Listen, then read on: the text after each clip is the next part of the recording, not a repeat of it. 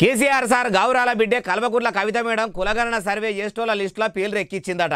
అగో ఓ దిక్కు car party లీడర్లు కులగణన సర్వే చేసుడేంది, ప్రభుత్వ పథకాలు ఇచ్చుడుకు కులంతోని పనేంది, కావాలని కాంగ్రెస్ సర్కారు కులాల నడమల కయ్యాలు చేయ చూస్తుంది అంటుంటే కవిత మేడం సర్వేకు సహకరించుడు ఏంది అంటారా చెప్తాపాండ్రి.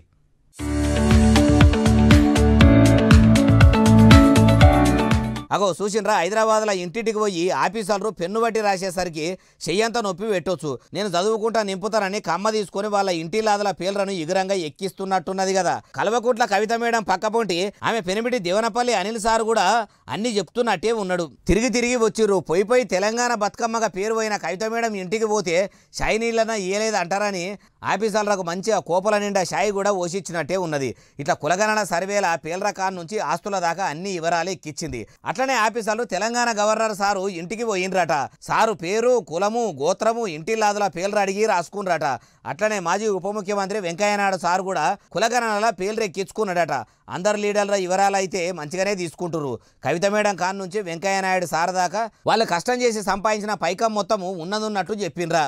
మాకు ఆస్తిపాస్తులు లేవు, కార్లు కూడా కిరాయికే తెప్పించుకొని నడిపించుకుంటున్నాము, కిరాయి కొంపలనే ఉంటున్నామని కొందరు కామన్ పబ్లిక్ చెప్తున్నట్టే చెప్తున్నారా. కొందరు ప్రజలు జీతం ఎక్కువ వస్తుంటే తక్కువ వస్తున్నది అన్నట్టు చెప్పినట్టే చెప్తురా. ఉన్నదున్నట్టు చెప్పిర్రా ఎట్లా అంటుర్రు ఈ ముచ్చటిన్నోళ్ళు.